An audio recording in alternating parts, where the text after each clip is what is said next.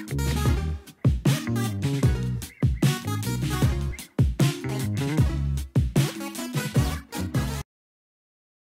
guys, assalamualaikum warahmatullahi wabarakatuh. Kembali lagi di channel YouTube Riko Jimmy.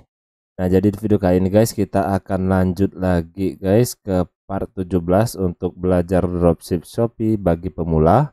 Nah, di part 17 ini kita akan membahas apa itu bisnis dropship, terus etika dalam menjalankan bisnis dropship, dan juga apakah bisnis dropship itu halal ataukah haram guys.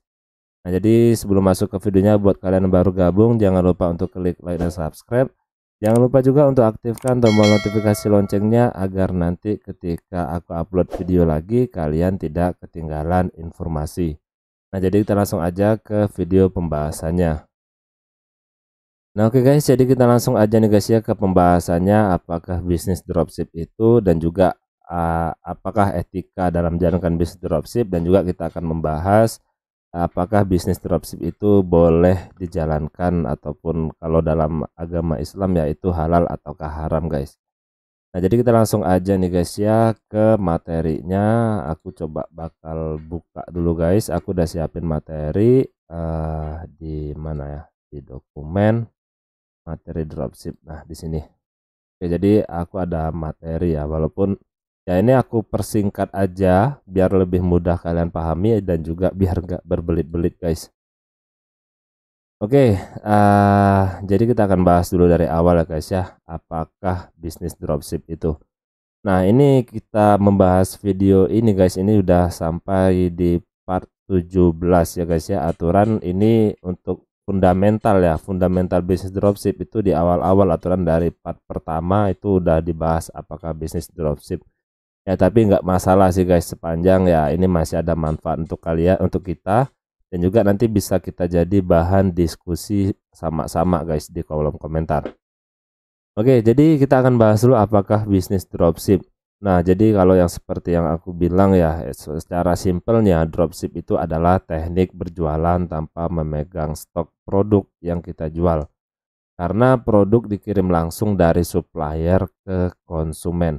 Nah, jadi ada banyak sekali sebenarnya dalam teknik berjualan, ada reseller, terus ada seller atau supplier, nah terus ada juga dropshipper. Nah, kalau untuk reseller ya, reseller biasanya dia sama dengan supplier, dia sama-sama stok barang, tapi dia masih ambil barangnya itu dari supplier guys.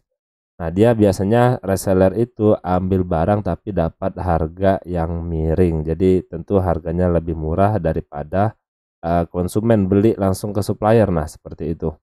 Nah, kalau dropship ini kita sama sekali kita nggak harus punya barang. Jadi supplier yang punya barang kita tinggal bantu jualin aja guys. Kita bantu jualin ataupun sebagai penghubung antara supplier ke konsumen.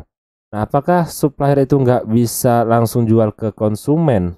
Sebenarnya bisa juga ya, cuman biasanya supplier-supplier besar itu mereka udah ada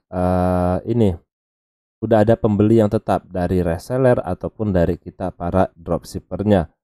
Jadi untuk sampai ke konsumen itu biasanya ada beberapa tahapan ya, ada beberapa rantai. Jadi misal dari supplier dulu ke dropshipper atau reseller, atau dari supplier ke distributor, penyalur barang, baru sampai ke konsumen. Nah, kalau kita dropship ini lebih simpelnya kita hanya membantu memasarkan aja guys. Jadi semua data ataupun semua barang dari supplier kita harus punya, dari ya segala macam ya. Kalau di marketplace itu dari judul barangnya, judul data produknya, terus berat, gambar, terus deskripsi produk. Nah, itu harus kita jelaskan secara detail langsung agar nanti ketika kita menjualkan barangnya ke pembeli kita ya, mereka percaya kalau produk itu produk kita sendiri, padahal itu produknya produk dari supplier guys. Jadi seperti itu.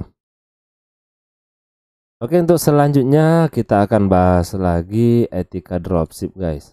Nah, dalam bisnis ya, itu sebenarnya bukan dalam bisnis aja, dalam setiap kegiatan, apalagi kalau berbau mencari uang ya, itu semuanya ada etikanya. Kayak misalnya kita kerja ya, kerja nih di kantor, nah itu tentu ada etikanya. Terus misalnya kita jadi ASN ya, itu juga ada etikanya, ada kode etiknya.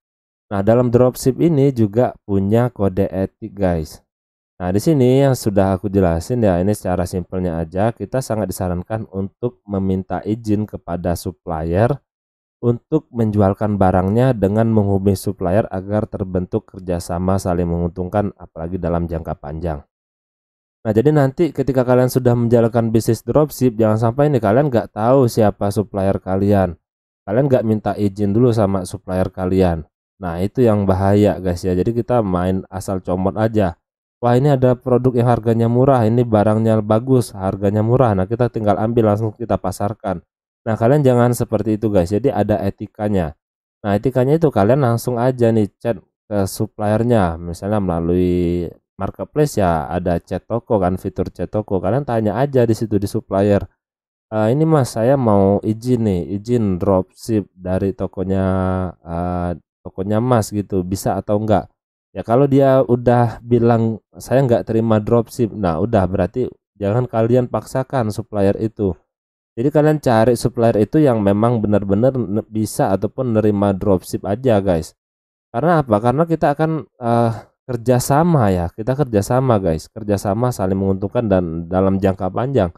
Jadi kalau kalian itu nanti nggak, ya apalagi kalau kalian mau memang serius dalam bisnis dropship, ya itu nggak mungkin kalian hanya pesan satu barang aja.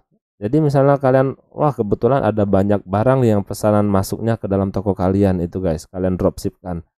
Nah kalau kalian nggak ada terbentuk kerjasama sama supplier, ya gimana guys gitu. Jadi kalian harus memang benar-benar dapat izin agar kalian kerjasama juga saling menguntungkan.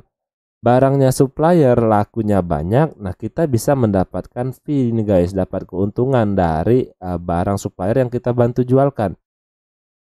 Dan juga supplier ini guys, supplier itu dropshipnya, kalau memang supplier itu menerima dropshipper, nah itu biasanya bukan hanya satu dua atau tiga, jadi ada banyak sekali dropshipper dari satu supplier itu guys. Apalagi kalau sudah marketplace kayak Tokopedia yang notabene ya memang awal-awal munculnya marketplace Indonesia itu Tokopedia, itu biasanya setiap supplier itu udah punya ratusan bahkan mungkin ribuan dropshipper di situ. Nah kita harus inilah guys, saling mengerti lah antara etikanya itu. Jadi kita bisa kerjasama dan juga dalam jangka panjang. Apalagi nanti kalian dapat orderannya banyak, 100 orderan. Kalau kalian nggak kerjasama dengan supplier, kalian transfer uangnya, ya suppliernya langsung kabur guys gitu. Oke, selanjutnya hukum dropship. Nah, hukum dropship itu ini sebenarnya bukan ranah wilayah aku untuk menjelasin ya, karena aku nggak terlalu paham masalah agama. Cuman gini, aku udah beberapa kali searching ya, searching di YouTube, di Google, apakah hukum dalam bisnis dropship. Nah, itu udah aku nonton banyak video YouTube dan juga banyak searching di Google, itu banyak yang bilang gini guys, dropship itu boleh dijalankan dalam agama Islam asal mendapatkan izin dari supplier. Ya, ini sebenarnya kembali lagi ke dalam etika dropship ini tadi guys. Kalau kita nggak permisi ya sama supplier, jadi misalnya kita comot-comot aja nih guys, wah ini seperti yang aku bilang tadi, supplier bagus, barangnya murah, kita comot kita jualkan. Nah tapi kita nggak minta izin, ya sama aja di sini kita gimana ya ngomong ya, ya gimana ya, kita kan jualnya dapat fee ya, dapat keuntungan ya, otomatis kita dapat keuntungan, tapi suppliernya nggak boleh nih guys, suppliernya nggak mengizinkan kita dropship di supplier tersebut. Nah disitulah terjadi sesuatu yang apa ya, kalau dalam Islam tuh sesuatu yang aku nggak terlalu ngerti ya, tapi ya intinya begitu guys, kalian harus minta izin ya, sesuatu yang samar-samar atau apa ya, karena ya kita kan dropship itu sebagai penengah ya antara supplier dan juga konsumennya. Nah transaksi kita dengan supplier, dengan konsumen itu transaksinya benar ya, halal ya, tapi transaksi kita dengan si supplier, nah itu yang harus dipertanyakan. Kalau kita nggak punya izin atau kerjasama ya, makanya di situ terjadi haram ya. Ya seperti itu intinya guys. Antara video yang sudah aku tonton dan juga banyak website yang sudah aku baca ya. Oke, mungkin segini dulu guys ya untuk video kita kali ini. Kalau kalian mau diskusi ataupun bertanya, silahkan di kolom komentar aja di bawah guys. Kalau kalian suka dengan videonya, kalian bisa klik like dan juga jangan lupa subscribe. Terima kasih, sampai jumpa di video selanjutnya.